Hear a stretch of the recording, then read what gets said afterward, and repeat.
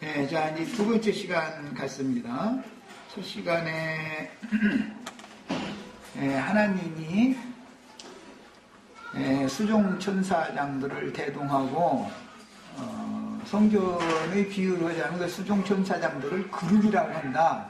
이제 그 얘기까지만 했고, 원래 빛의 천사들, 말씀의 미임을 받은 사자들이라는 말은 원래 이제 날개라는 그 용어로 했는데, 이것은 그룹의 날개, 수랍의 날개, 이런 말 구약 성경에 이제 근원이 거기서 온 거예요. 그리고 그걸 사자라고 한다라는까지 아까 말씀을 드렸고, 다니엘 9장 27절 보면 멸망에 가증한 것이 거룩한 곳에 설 때 날개를 의지하여 설 것이오, 이렇게 번역이 됐어요. 그 날개라는 말이 공중 나는 새라고도 번역이 됐고, 날개, 그룹의 날개, 새의 날개, 그 다음에 옷단, 옷의 마무리하는 부분을 옷단이라고 그러죠. 그런 끝부분, 그런 여러 가지 의미로 사용하는 용어인데, 그게 날개라고 되어 있어요. 그러니까 빛의 근원자께로부터 발원된 빛이 맨 끝 지점까지, 극단의 지점까지 투합되는 상태, 그것은 반드시 빛의 파장을 날개라고 한다. 빛의 파장이 있어야 되는 것이죠. 소리도 사람에게까지 들리려면 소리의 그 진동파가 있어야 되잖아요. 파장. 그런 것을 날개라고, 그 번역이 꼭 좋은 번역은 아니지만 어쨌든 그런 의미다. 이런 것을 염두에 두셔야 돼요. 두 천사와 함께 왔다라고 할 때는 날개, 그룹의 날개가 오는 거예요. 그리고 날아갈 때 얼굴, 발 다 가리고 날개 소리가 내는 약이 나오죠. 새가 퍼득거리는 그런 것을 연상해서 한 말이지만, 사실은 하나님의 보냄을 받은 사자를 통해서 증거되는 소리다 이거예요. 하나님의 소리. 그런 것을 염두에 두셔야 되는 거예요. 그 용어 자체가 굉장히 그래서 어려워요. 두 천사와 왔다, 또는 두 그룹이 왔다, 이런 말을 하면 그게 굉장히 어려운 거예요. 두 증인이다, 이제 기시로 가서는 이러는데, 이게 쉬운 말이 아니에요. 사실은 하나님 말씀이니까, 또 빛이니까 말씀을 맡겨서 보내서 그 사람이 증거하는 소리를 들으면 그 이제 하늘의 음성을 듣는 것이지, 무엇이든 영으로 듣는 것이다. 타락한 사람이 들을 수는 없죠. 그래서 구속받은 사람의 영을 등이라고도 하고 눈이라고도 하고, 성경이 이제 번역을 그렇게 하는 거예요. 우리는 다 이제 핏부림 받은 양심, 하나님과 내가 교제를 나눌 수 있는 한 영이 되어져서 교제를 나눌 수 있는 등의 역할을 하는 것이고, 또 눈의 역할을 하는데 이것을 마음눈이다, 에베소서의 표현을 그렇게 했죠. 여러 가지 이제 인용되는 말씀까지 했고, 지금 이제 아브라함이 자기 장막집으로 찾아오신 주님을 영접하는 얘기 이전에는 아브라함을 하나님이 계속 찾아오셨었지만 장막으로 왔다는 말이 없었죠.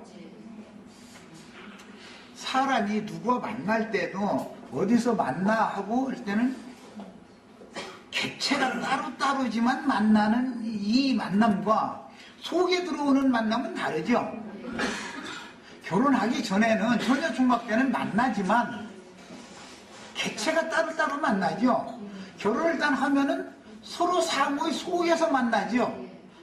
이런 차이예요. 그러니까 장막 집에서 만난 것과 그 전에 창세기 11장 말미에서부터 계속 아브람 이야기가 나와요. 하나님과 계속 관계성이 있는 사람이에요. 아브람이라는 사람은 그때 17장까지 만나는 이 만남과 18장의 만남이 무슨 차이가 있는지를 아셔야 돼요. 18장은 내적으로 연합되는 상태를 지금 말하는 거고, 이제는 헤어질래 헤어질 수가 없죠. 17장까지의 과정에서는 좋을 때는 만났다가 기분 안 좋으면 그냥 이렇게 헤어졌다가 이것을 반복할 수 있죠. 이런 경우는 광야교회 생활을 예로 드는 것이다 이 말이에요.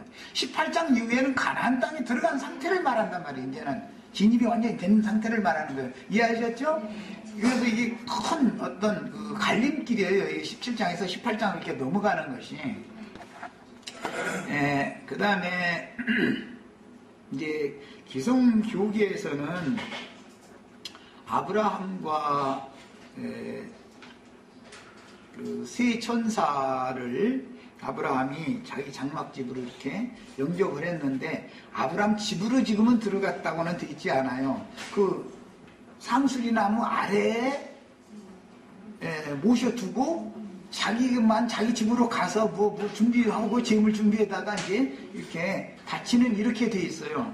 네, 이런 것을 일러서 구속사를 말할 때 이런 건 이제 신학적인 용어인데 이것도 얘기된 구속이다 이렇게 말을 해요. 어떤 구약적인 표현이다 이래요. 이것은 완전한 게 아니죠. 우리가 이 장막집을 벗어날 때가 오나냐면 내 육신을 말하는 거잖아요. 내 속으로 영접을 해야 완전한 영접인 것인데 구약적인 표현이니까 마물의 상수리나무 아래 세 사람을 거기다 잠깐 계시라고 내가 물 떠올 테니까 팔도 씻고 음식 만들어다 드릴 테니까 그 잡숫고 이러고 지나가시라고 가시라고 이렇게 말했어요. 여기서는 가야 되니까 그래요. 아직도 완전한 연합이 아니다 이 말이죠. 영생하도록 함께 사는 그런 처지가 아닌 것이 이건 구약적인 만남이다. 이게 인격적으로 만난 아브라함의 자손 얘기를 할 때도 인격적으로 만난 건데 지금 만났는데 지금 구약 성경에서 만나는 것과 신약 성경에서 구속을 이루신 주님의 성령을 보내셨을 때 성령이 내 안에 들어오시고 그때 내가 주 안에 들어갈 수 있게 되는 이 만남과는 신약적인 만남과는 차이가 있다는 걸 아셔야 되는 거예요. 그 다음에 이제 이 얘기를 왜 하느냐면 기성교계 사람들은 이제 어떤 그 신학적인 그 배경 때문에 그러는데 하나님과 만나는 그 만남이 너무 피상적이고 객관적이다. 덜 보면 하나님은 하늘 보좌 어딘가에 앉아 계셔야 되고 예수님도 그냥 하늘 보좌 내 밖에 어디에 지금까지 계신 거예요. 이해하셨죠? 아브라함이 지금 주님을 영접한 그런 상태로 영접을 하고 있다 이 말이에요. 내 안으로 영접을 해야 되는 것이지 영접은 했는데 하나님이 밖에 계시고 내 집으로는 모시고 들어오지 않았단 말이에요. 지금 이렇게 돼 있죠. 여기 내용이. 이것은 구약적인 구속을 말하지만 이것은 모형이기 때문에 구약 성경이라는 것은 그림자이기 때문에 그래서 기록이 이렇게 된 거예요. 이게 기독교계의 조직신학에 근거하는 신앙이다 이거예요. 그것은 율법신앙이다 그래요. 이 사람들은 광야를 계속 면들고 있어요. 하나님이 늘 밖에 있는 거예요. 어쩔 때 보면 이제 성전 안에다가 막 가서 막 절기 지키고 안식일 지키러 막 열심히 해가지고 정성스러운 짐을 가지고 들어가면은 하나님 잠깐 만났다가 자기 살림으로 나와야 되잖아 살로. 그건 광야의 신성기는 위이죠. 그 신앙을 벗어나지 못하는 사람은 이 시간에 지금 내가 증거하는 말은 알아듣기가 참 어려워요. 이제 우리는 너무 고차원적인 얘기로 들어가야 되기 때문에 뭐 쉽게 말해서 연애하는 기간은 17장까지다 라고 하면 18장 이후에는 결혼을 했기 때문에 당연히 나는 주 안에 있고 주님은 내 안에 계신 거예요. 완전히 하나가 돼 있어야 되는 거예요. 그럼 지금만 그러느냐, 이 생에 살아있을 동안만 그러느냐, 그게 아니죠. 영적 연합이라는 건 다시는 이어짐이 없는 것이죠. 그러나 그 전에까지는, 결혼하기 전까지는 파혼할 수가 있죠. 약혼을 했어도, 약혼을 해서 장가들라고 와봐, 장가들 때 거기 다 됐는데, 소리 소문 들려보니까 어디 엊그제 누가 봤는데, 엉뚱한 어떤 놈하고 어디 돌아다녔다 해서 자꾸 그것도 한두 번이 아니다 해서 자꾸 이제, 이러면은, 이제, 파혼한다 해가지고 이제, 혼인 안 시켜버리는 것이죠. 그 아버지가 절대 그걸 혼인을 시킬 리가 없죠. 이런 거예요. 이제 그런 것을 잘 생각해 보면 돼요. 그래서 아직 우리가 이제 광야교회라고 그러는 이런 육신의 장막을 입고 그런 피상적인 교회 생활을 하는 동안은 위험 소지가 참 많다. 즉 그야말로 천국 거룩한 성 예루살렘까지 내가 들어갈지 못 들어가고 그냥 밖으로 쫓겨날지 아직 결정이 완전히 되지 않은 상태는 피상적인 믿음이죠. 아브라함이 하나님을 영접을 안 한 게 아니에요. 영접을 했는데 상수리나무 아래에 계신 하나님으로 모셔두고 자기는 자기 집에 들어가서 이것 준비를 해가지고 나와서 상수리나무 아래에 서 계신 하나님을 섬기는 거예요. 그래서 아까 이제 상수리나무라는 것이 여기서는 간단하게 이렇게 되어 있지만 왜 성경에 이렇게 우상숭배에 지금 이렇게 섬기는 건 사실은 우상숭배하는 거죠. 아브라함이 우상숭배할 사람은 아니잖아요. 원래 창세기 11장에서는 그 아버지와 함께 강제편에서 우상숭배를 하는데 그냥 했던 사람이지만 거기서 여기까지 나왔으면 우상숭배를 하는 사람이 아니잖아요. 그러나 실제적으로는 지금 상수리나무 아래에다가 하나님을 모셔놔두고 자기는 집에 들어가서 막 빨리 달려가서 막 서둘러서 막 사람이 세 사람이니까 떡도 세수하러 하는 거예요. 이게 한 사람의 식량이다 이 말이죠. 그래서 이제 세수하러 하는 거예요. 해가지고 막 받치고 막 송아지도 살찐 송아지 기름진 송아지 잡았다 근데 이것도 누가 보면 16장에 나오죠. 송아지 잡아서 이것이 왕이나 대제사장이 드리는 번제 제물은 반드시 서로 드려야 되는 거예요. 이번에 마침 지난번에 우리 이제 많은 말씀이 났던 그 천년 문제 때문에 그랬는데 그 천이라는 용어가 세 가지 용어가 있어서 하나는 숫자인 개념이 있고 하나는 소라는 개념이 있어요. 기본 이게 히브리어는 이게 상형 문자이기 때문에 소라고 하는 그림을 연상해가지고 글자를 만들어 놓은 거단 말이에요. 그래서 이제 그 소라는 개념이 있는 거예요. 예. 그래서 솔로몬이 우리 한글 번역에 보면 막 기본 산당에 가서 막 1000번제를 드렸다 그러니까 막 1000번을 가서 막 해야 된다 해가면서 요즘 기독교계 그 유명한 목사님들 하는 그 예배당 가보면 하루에 1000원씩을 천날을 이렇게 3년 좀 넘나요? 무질 않아. 3년이 다 안 되는 2년 만인가? 이렇게 막 1000번을 1000원씩 이렇게 계속 날마다 이렇게 바치면은 막 복을 준다고? 솔로몬이 그렇게 복 받은 것을. 아니, 이렇게 또 하여튼 돈을 거내는데 누가 더 써들 해야 돼? 성경 그거 있는 데마다 어쩜 그렇게 인용을 잘하는지 모르겠다. 그것도 아니, 나 같으면 기왕 내라고 하면, 1000번을 내고 10만원짜리 한 장씩 내라고 그러지. 뭐 1000원씩 내라, 치사하게. 많이 달라고 뭐 뺏어가는 것 같아서 그러는지는 몰라도.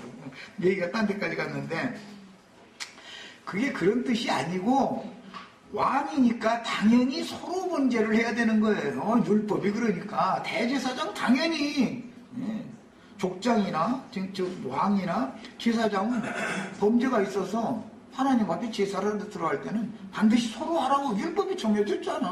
거긴 소라는 말로 번역을 해야 되는 건데 그걸 막 1000번제를 드렸다 해가지고 막 이런 식으로 번역을. 이게 성경에 대한 모든 그 흐름을 오해를 하다 보면은 이게 막 참 그렇게 유능한 사람들이 번역위원회 만들어야지 하는데도 이렇게 엉터리를 내버리는 거예요. 딴 얘기까지 갔는데 이제 이런 것은 주님을 영접을 할 때 피상적이고 객관적으로 밖에 계신 주님을 섬기는 신앙과 나와 완전히 연합되어져서 한 영이 되어진 신앙을 구분을 이 시간 하시기를 바라서 내가 이 말을 하는 거예요. 이건 이제 기독교계의 신학사상이 그래서 그러는데 그 근저가 뭐냐? 하나님은 전능하시고 사람은 완벽하게 무능하다. 라는 게 이제 그 5대 교리 중에 하나 들어가는 거예요. 그리고 사람은 죄로 말미암아 죽었는데 사람이 뭐를 할 수 있냐? 하나님이 다 하시는 것이지. 이제 그 근본 이제 신학 사상이 거기에 출발을 해요. 그러나 이것은 칼뱅이 크게 오해한 거예요. 하나님은 이미 영원 전부터 천사를 택한 것이 아니고 영원 전에 사람을 창조하시기 전에 천사를 창조해가지고 우주를 운영했죠. 천사들을 통해서 영광을 받으시고 수중도 받으시고 다 그러셨죠. 그러나 하나님은 천사들을 붙들어 준다 그러는데 취한다 이 말이에요. 취해 내 거로 삼는다. 히브리서에 보면 천사들을 붙들어 주려 하심이 아니고 아브라함의 후손들을 붙들어 주려 하심이라 이렇게 번역을 해놨는데 그 붙들어 주려라고 번역을 잘못한 거고 붙잡아서 취한다. 내 것으로 취한다. 지금 기루가 헤라 자매를 붙잡아서 지껏 삼은 거 이렇게 취한 거예요. 사람을 이렇게 말하면 좀 이상하지만은 그런 개념인 거예요. 마귀가 탈취해 갔어요. 그랬는데 잃었던 자를 되찾아가지고 취해서 그게 되찾는다 이 말이에요. 다시 자기 것을 자기 소유를 삼는다 그런 뜻인 거예요. 이런 것을 구속이다 그래요. 잃었던 자를 다시 찾아서 하나님 당신 자신의 것으로 삼는다. 그래서 우리는 그 잃었던 자를 되찾는다라는 그 개념이 뭐냐? 피로 산다 그래요. 피로 사셨기 때문에 주님께서 사신 바 되었고 너희는 이제부터는 그리스도의 것이 되었느니라. 이거 번역을 아주 정확하게 잘한 거예요. 네, 아주 잘했어요. 우리 저기 아내 되신 분들은 남편의 것이 되는 거예요.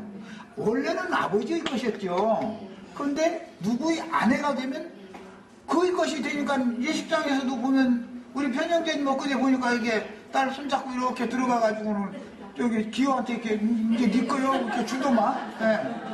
그게 너무 아주 세상 사람들이 어쩌면 그런 걸 그렇게 잘하는지 모르겠어요.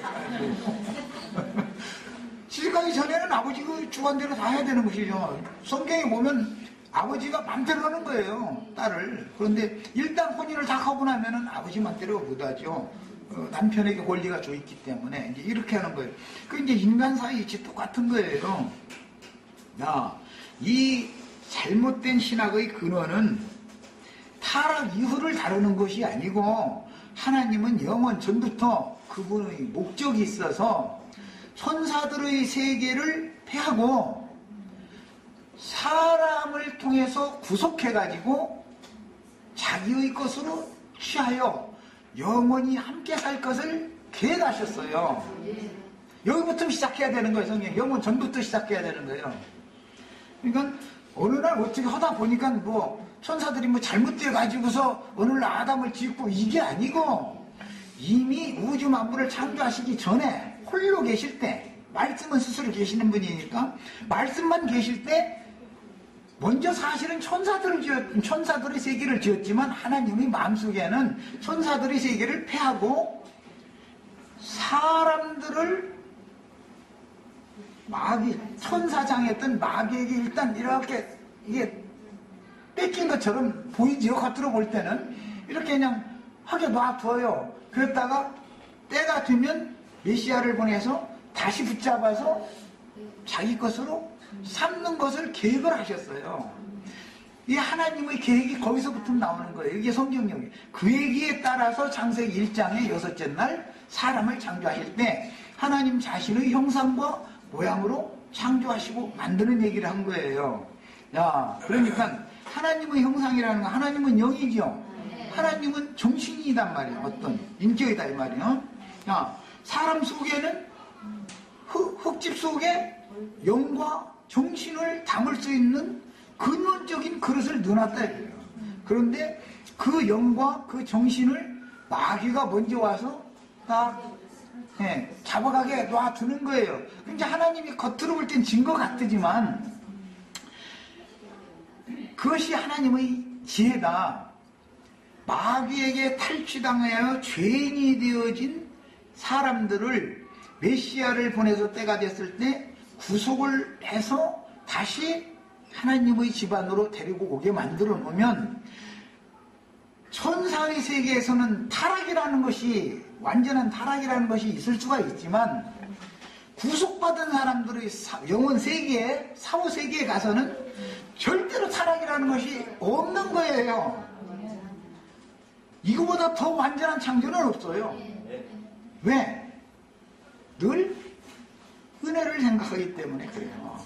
내가 어떠한 자였는데 하나님이 나를 되찾아서 그리스도의 것이 되게 하셨는가. 이제는 변질이라든지 타락이라든지라는 영혼 후세계에서는 없는 거예요. 영혼 전에서 시공의 공간이 있는 사람의 세계가 끝나기까지만 그게 가능한 것이지 그 이후에는 절대 그게 없어요. 이것이 완전한 하나님의 구속사예요. 자, 이런 기본 바탕을 가지고서 성경을 이제 추구하다 보면 하나님이 다 하신 거예요. 영원전의 계획도 그분이 하셨죠. 그분의 계획이 있었기 때문에 내가 오늘 이게 존재하고 오늘 이게 우리가 이 모임에 와서 이러고 앉아있는 거예요. 그분의 계획하에 다 들어있는 거예요. 그런데 시공이라고 하는 것도 창세기 1장의 창조, 넷째 날 이후에 시공이 있죠. 그 전에도 시간이 있죠. 첫째 날, 둘째 날, 셋째 날까지도 시간은 있었잖아요. 어떤 날짜가 갔으니까. 그것은 영원 전의 시간의 연장이지만 넷째 날 이후의 시간은 다르죠. 해, 달, 별이 돌아가면서 날짜가 다시 와. 이게 이제 돈다 하는 뜻인데 운행된다 이 말이에요. 그것은 우리들이 알고 있는 시간이 운행되는 것이고 그 전까지도 시간은 있었지만 그것은 하나님의 시간이다 이거예요. 그것은 우리는 알 수 없는 시간인 거예요. 그거는. 네. 자, 그래서 영원 안에서 시공간으로 하나님이 들어오시는 거예요. 뭐 하려고? 우리 윤자매님을, 김자매님을 어둠의 권세에게서 다시 되찾아서 하나님의 영원 세계 안으로 데려나가가지고 거기서 하나님과 영생신 하나님과 함께 한평생이지 영생하려고 이거예요. 야, 그러니 이렇게 할 때 우리는 영접하는 것이 아브라함이 창세기 18장에서 영접하는 것과 신약의 구속을 이룬 이후에 제자들이 그 하나님을 영접하는 것과는 다르죠. 무슨 차이가 있는지 아시겠죠? 피상적인 것이 아니라 이건 너무 주관적인 거다 이 말이에요. 이제 이런 기본 바탕을 아셔야 돼요. 그래서 기독교계의 신학이 너무 그럴싸해요. 아주 들어보면. 그런데 하나님의 영원 전의 계획부터 그분의 마음에 감추어진 비밀한 계획이 있다 이랬어요. 성전을 건축하는데도 하나님의 계획에 따라서 역대기에 보면 이렇게 돼 있어요. 그분의 계획에 따라서 식양 설계도를 다윗에게 주었다 이렇게 돼 있어요. 다윗은 하나님의 성전을 짓는 설계도를 받은 사람이에요. 그 설계도를 알아야 건축자가 되지요.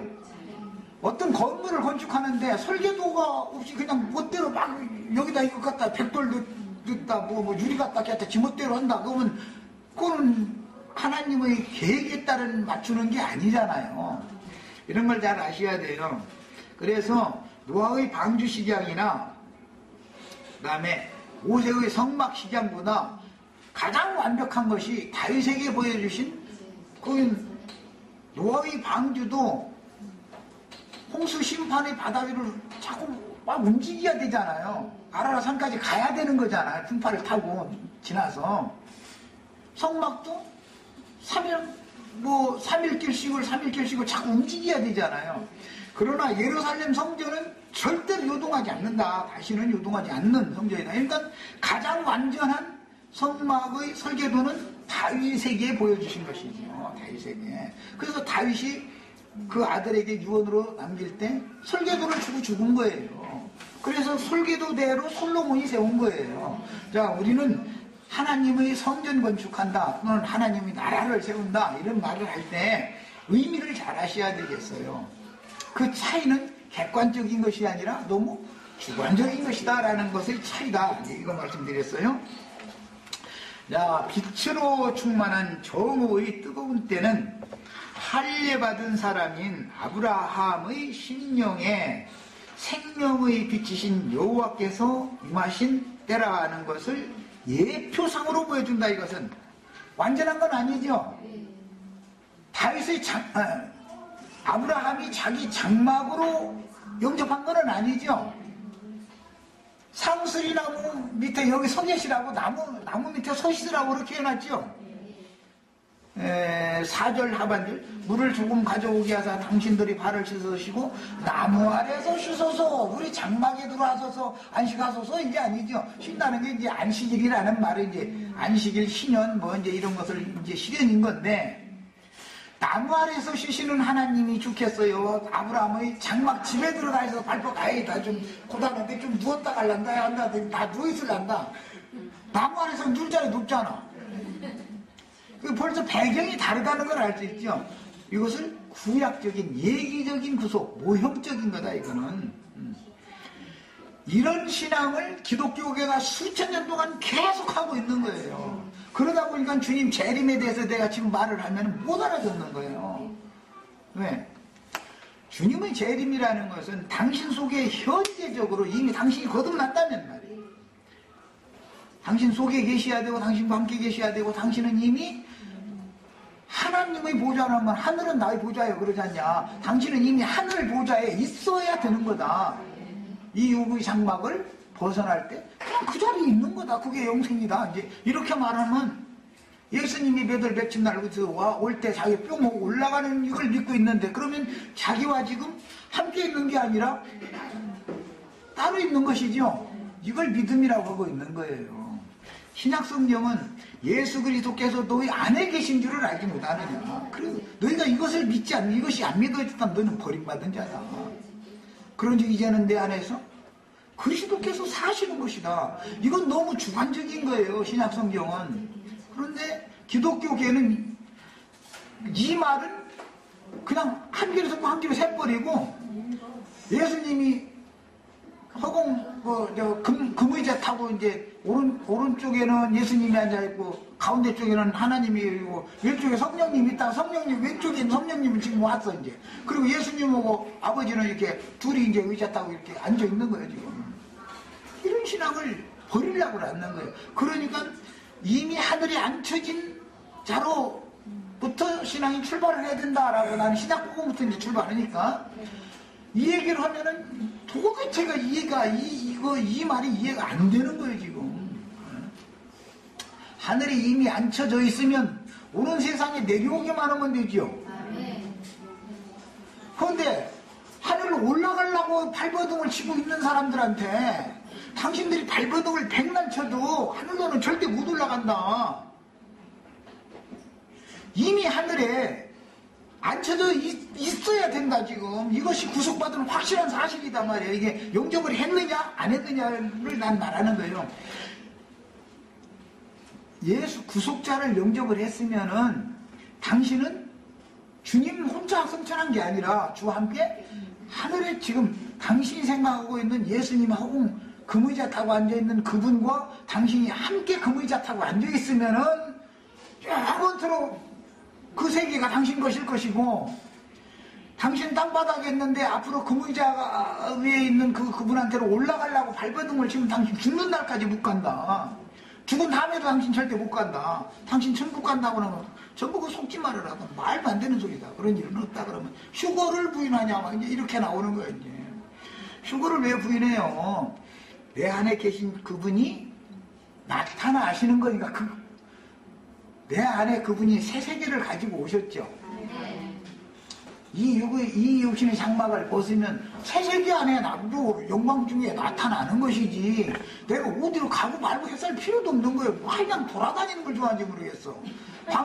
방주 돌아다니는 거 무슨 선박 짊어지고 옮기는 거 그거에 아주 이골이 났어 이 사람들이 아주. 그냥 요동하지 않는 성전지차 우리랑 하늘 예루살렘 성전은 다시는 요동하지 않는 거다 그거는 완전한 성전이거든. 아니 왜 자꾸 또 어디 가려고 하느냐고 말이야. 이게 정말 참 이 굉장히 어려운 얘기하여든 아무리 얘기를 해도 이것은 믿음이라고 하는 건 계시될 믿음으로 하고 이게 막 순간적으로 참 빛이 탁 이게 투과가 되어졌어야 되는데 이것이 안 되고 그냥 객관적으로만 신앙생활을 하던 그 이제 종교이죠. 건너가는 신앙.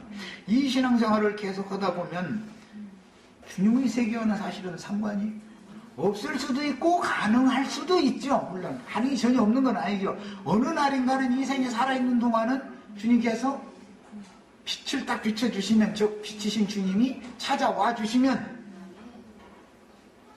하고 깨달아진다는 것은 내 속에 이미 빛이 투하됐다는 뜻이니까 그렇게 될 가능이 있으니까. 그러나 이 육신의 장막을 벗는 날까지도 계속 그러고 앉았으면 죽어도 못 가. 죽어도. 예. 이게 마귀가 얼마나 사람들을 많이 속여놔 있는지를 아셔야 돼요. 온 천하를 다 속였다 했어, 계시록에 보면. 자, 성경의 의도는 우리 신앙인들의 개인적인 체험으로 보자면 진리 말씀을 바르게 깨닫기 위하여 간절히 사모하던 영혼의 상태를 빗댄 말씀이다. 아브라함이 오정의 장막 문에 앉아 있었다는 것도 이상한 일이고, 그 뜨거운 데에 장막 문에 있겠어. 장막 속에 들어 그늘에 앉았지. 아니, 나무가 있으면 자기가 나무꾼을 밑에 있든지, 그러지 왜 나무꾼을 세 사람 보고 나무꾼을 밑에 계시라고 그러고 자기는 장막 문에 또 이러고 있는 건 뭐야? 지금 기다리고 있었다 이 말이죠. 야, 이게 뭐냐? 기다리는, 메시아를 기다리는 신앙이다. 아브라함이 지금 그 떼학볕 때에서 메시아를 기다리는 사람이었다 이거요. 야, 이것은 주님의 만남, 주님과의 만남을 너무너무 간절히 사모하던 사람이다라는 것을 여기서 예표상으로, 이 구약 성경 전부 예표예요. 이게 전부 모형이에요. 알 수가 있는 것이고, 그 다음에 실제적이고 구체적인 아브라함 집의 장막 문이라고 한다면은 구속받은 사람의 생각을 말하는 것이다. 그런데 육신의 생각은 사망이라고 그랬죠. 영의 생각은 생명이며 평안이다 이렇게 표현했어요. 야, 생명, 사망 그러면 뭐예요? 육신의 생각이냐? 영의 생각이냐? 육신의 생각에 있는 사람이냐? 영의 생각에 있는 사람이냐에 따라서 이 사람이 죽은 자냐? 산 자냐? 이걸 지금 말한다 이 말이죠. 그런데 아직 아브라함은 장막 문에서 기다리는 중이었고 오셨지만 자기 집으로까지는 영접하지 않았단 말이에요. 객관적으로 계신 거예요. 그래서 하나님은 조금 있으면 이제 올라가셨다 이렇게 되어 있어요. 아브라함과 한 집에서 계속 살았다라고 되어 있으면 이게 성경 18장이 딱 끝나야 되는데 그 하나님 올라가셨다 이제. 그럼 이제 천사들을 소돔성으로 내려보내겠다 이렇게 해놨어요. 그러니까 이 신앙이 지금 기독교인들의 신앙이라는 걸 알 수 있죠. 사마리아 여인이 제6시에 우물가에 나가서 주님을 만났다. 그 떼학볕 때 그 광야에 낮 12시랑 제일 좋은 시간인데 그 어떤 사람 설교 들어보니까 뭐 남편이 많아가지고 부끄러워서 뭐 낮에 사람 안 다니는 시간에 나왔다고. 아니 그럼 오밤중에 나오지. 그러면 사람 안 다니는 시간에 나오려고 하는 거야. 설교도 멋대로 오고 있는데 전혀 그런 뜻이 아니에요. 이것은 그만큼 간절히 사모한 사람이었다. 아브라함은 장막문에서 주님을 만났지만 사마리아 여자는 물샘에서 만났죠. 그것도 다 상징이에요. 야곱이 사랑하던 라헬이라고 하는 여자 물샘에서 만나잖아요. 거기 다 상징이 나와요. 창세기에 상징이 있었기 때문에 신약 성경에 그렇게 된 거예요. 그래서 주님을 만나서 이제 참된 예배와 예배하는 장소에 대해서 바른 가르침을 받고 크게 깨달은 것과 같고, 다메섹으로 가는 도상에서 오정쯤에 해보다 더 밝은 큰 빛으로 재림하여, 이제 또 이 얘기는 이제 기독교계 그러면 막 사울이 재림하신 주님 만났냐고 이제 이런. 초림하셨던 육신으로 오셨던 주님을 사울은 본 적이 없어요. 만난 적이 없어요. 구속을 이루신 다음에 영이 되셔가지고 재림하신 분을 만난 것이죠. 사울 이후. 그래서 성령을 보낸 사도들은 재림하신 주님께서 보내신 거예요. 우리는 지금 재림하신 주님이 전도하러 우리가 지금 세상에 보냄을 받는 거죠. 오늘은 지금 손에다가 이제 재물 채워주고 있는 중이에요. 잼을 채워준다라는 말은 형제 자매님들에게 그리스도로 충만케 해준다라는 말이지만, 그리스도를 가지고 있어야 복음의 제사장 직무를 하고, 그리스도와 또 내가 연합된 것처럼 다른 사람도 그리스도와 연합되어진 그 영혼을, 이방인을 하나님이 받으심직한 제물로 드리는 제사장 직무를 할 수가 있는 것이죠. 그래서 지금 얘기한 거예요. 그래서 큰 빛의 말씀으로 어둠에 잡힌 사람의 영에 임하시는 것을 모형적으로 보여주는 것이다. 지금 아브라함은 아브라함이 주님 만난 건 모형인 거예요. 완전한 게 아니에요. 신약 성경에는 완전한 거예요, 그것이. 사도행전 22장 6절에 이제 다메섹 도상으로 가는데, 다메섹에 가까웠을 때 오정쯤 되어 호련히 하늘로서 큰 빛이 나를 둘러 비췄다. 그래가지고 빛 속에서 사울아 사울아, 네가 왜 나를 핍박하느냐, 누가 발로 가시채를 차는 것이 고역이다, 이렇게 이제 말씀을 들려줬다는 거예요. 자, 이때 사울에게 하늘로서 큰 빛이 임하여 둘러 비추었고, 사울은 그 말씀 끝에 엎드러졌다고 돼 있어요. 또 여기 보면 영접하며 몸을 땅에 굽혀, 이렇게 돼 있죠. 여기서 인용하는 말이죠.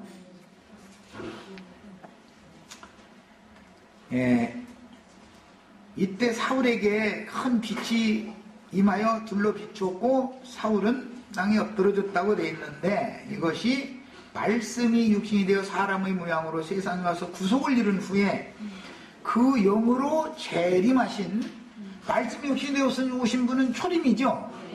영이 오신 건 재림이죠. 두 번째 오신 거예요, 그거는. 영이 되신 주님을 자신의 내면에서 영적으로 또는 인격적으로 영과 영이 만나, 성령과 심령이 만나는 것이고, 하나님의 정신, 하나님의 마음과 나의 정신, 마음이 서로 만나는 거예요. 이것은 영과 정신이라고 하는 것은 사람의 속부분이 2층으로 되어 있기 때문에 그렇죠. 사람은 마음이 있고 그 다음에 중심에 영이 있죠. 자매님들은 태가 2층으로 되어 있는 거니까 이건 다 알 거예요. 자, 실제적으로 생명의 핵심 처소는 저 안쪽인 영이지 마음이 아니죠. 마음으로 믿지만 빛으로 깨달아지는 것은 영에서 깨달아져야 되는 것이지, 영적으로 깨달아져야 되는 것이죠.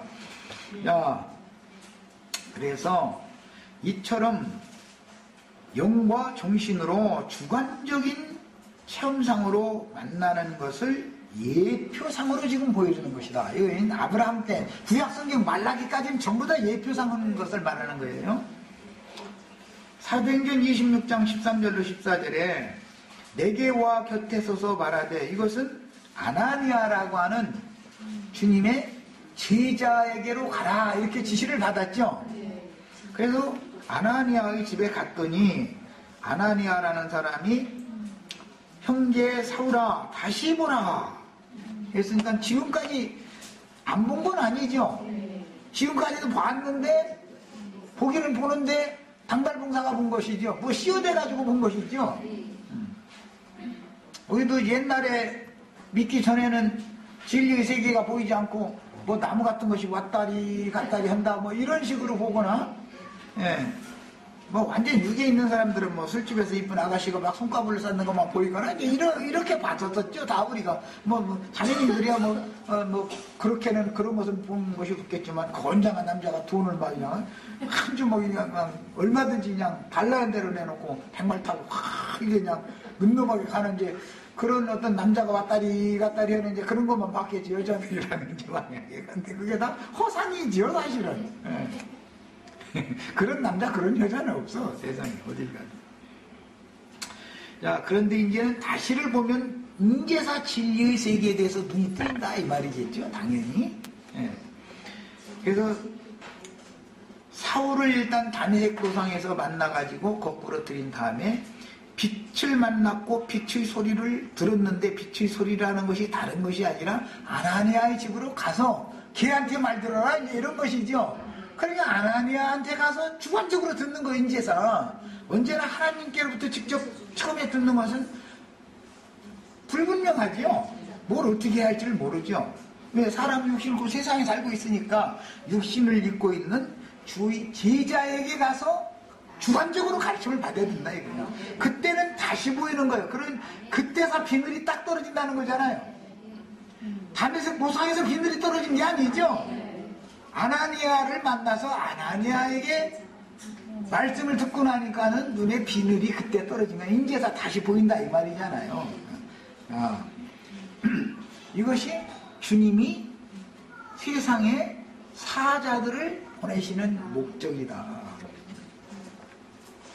그 다음에 즉시 그를 쳐다보았노라. 아나니아를 이렇게 쳐다보니까 아나니아가 자기가 이 세상에서 사울이니까 자기가 큰 자고 자기만큼 성경에 대해서 아는 지식이 없을 것 같고 하나님을 섬기는데 가말리엘 윤화생이 몇 명이나 있어. 여기 가말리엘 신학교 나온 사람이 있어. 손들어 박으면 그거 뭐 괜찮은 건 줄 알았는데 이 아나니아라는 사람 그냥 한 줄 딱 있어요. 주의 제자 아나니아 이렇게 막 그랬어. 아무것도 아닌 사람으로 알고 있었었는데 아나니아가 다시 딱 보이더라는 거예요. 아나니아라는 사람이 다시 보였다. 얼마나 중요한 말이겠어요. 자기의 관념과 자기 지식 안에서 보면 옛날 같으면 쳐다볼 필요도 없는 인간이었잖아요. 저 이단 제자였고 뭐 이제 그랬는데 이제 다시 보인 것이죠. 이 사람이 깔볼 사람 아니네 이거. 이 사람이 다 살리고 죽이고를 이 사람이 모든 본의를 하나님의 본의를 이 사람이 가지고 있네. 이 사람의 손에 하나님께서 하나님의 능력과 공의를 그 손에 채워주셨네. 이거 다시 보였다 이 말이잖아요. 그러면 아나니아에게 이제 순종이 되겠죠 당연히.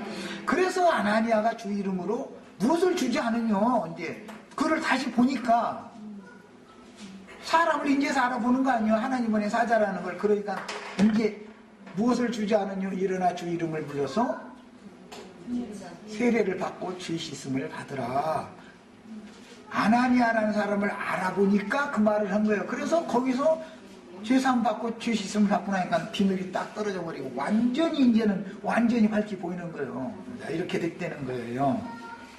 그래서 우리 형제자매들도 내가 가끔 그 얘기하지만 굉장히 위험한 말인데 이런 말이 사람을 볼 때 그냥 무턱대고 함부로 보면 안 되는 거다. 엘리야라는 사람을 보고 엘리사라는 사람을 보서는 안 된다. 하나님의 천사들이 그와 함께 한다라는 것을 꼭 보내심을 받은 자라면 보내신 이가 그와 함께 한다는 것을 봐야 된다. 예수라는 사람의 육체적으로 예수를 봐가지고는 배척하게 돼 있다. 제자들은 예수라는 사람 속에 계신 하나님의 영광을 봤기 때문에 하나님을 봤기 때문에 주님을 고백할 때 주님은 나의 하나님이시라고 주님이 나의 주님이시라고 고백하잖아요. 이렇게 하는 거예요. 사람인 예수가 하나님이라는 말이 아니죠. 예수라는 사람 속에 계신 말씀, 그 말씀의 정신이 하나님인 것이죠. 예수라는 사람이 어떻게 하나님이겠어요. 유대인들은 겉에 있는 사람의 모습만 본 거예요. 저와 똑같다고 본 거예요. 그러나 제자들은 저 있는 육체가 아니구나. 더러운 육체 속에 어떻게 하나님이 영광이 그곳에 임재하실 수 있냐. 이분은 무죄자구나. 그러니까 이분만이 메시아로 구속할 수 있는 자격이 있는 능력자로 보냄받은 분이구나라는 걸 믿고 영접한 거예요. 이해되셨죠? 시간이 또 다 됐어요? 자, 그럼 여기까지만 하겠습니다. 자, 내게와 곁에 서서 이건 26장 13절로 14절이에요. 말하되 형제 사울아 다시 보라 하거늘 즉시 그를 쳐다보았느라 그가 또 가로되 우리 조상들의 하나님이 너를 택하여 너로 하여금 자기 뜻을 알게 하시며 하나님의 뜻을 아는 거예요. 영원 전부터 이 계획을 알아야 된다. 하나님 계획을. 그 다음에 저 의인을 보게 하시고 저 의인을 보려면 심령이 청결해지고 정신이 건전해져야죠. 구원을 받아야 돼요. 그 다음에 그 입에서 나오는 음성을 듣게 하셨다. 이렇게 표현이 됐어요. 자, 이것이 창세기 18장의 아브라함의 체험으로 모형적으로 그림자적으로 계시가 된 거예요. 자, 여기까지 하고 마칩니다.